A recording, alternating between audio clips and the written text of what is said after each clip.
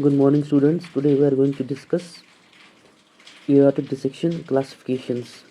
We have two types of classifications for aortic dissection: the Pg classification and the Stanford classification. The Pg classification and the Stanford classification. Now, students find it very difficult to understand and remember the Pg classification, but it's easy for them to remember Stanford classification. So I have come with a mnemonic for the big classification for you to remember this classification very easily. So the mnemonic is bad.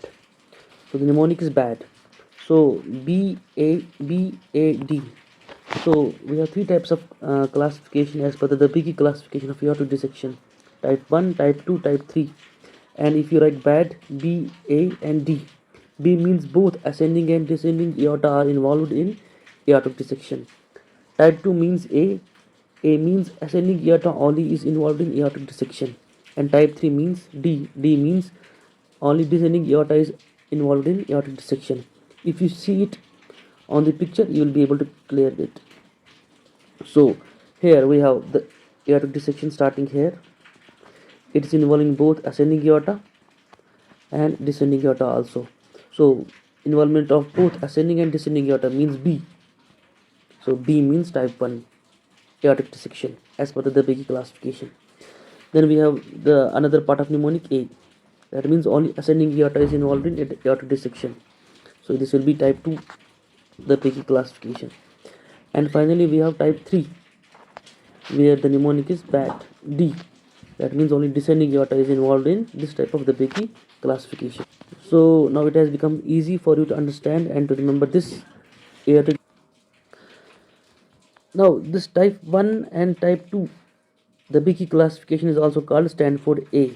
Stanford A aortic dissection.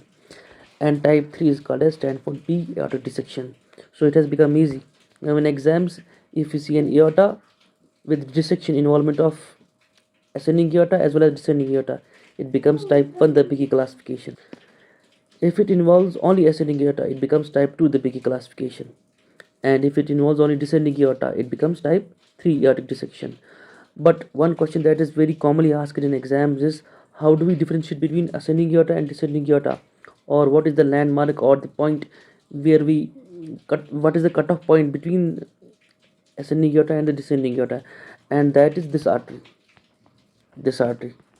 So if we name the arteries or the branches of the aorta, this becomes the right brachiocephalic trunk, this becomes the left common carotid artery, and this is the left subclavian artery.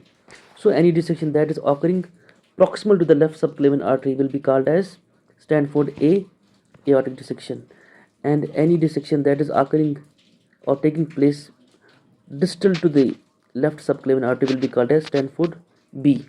And in Stanford A we have type 1 and type 2, the Big classification. So we have two types of classification for aortic dissection, that is Stanford and the Big classification. In the Big classification we have type 1, type 2, type 3, and the mnemonic is bad. And as per the Stanford type of classification, we have Stanford A and Stanford B.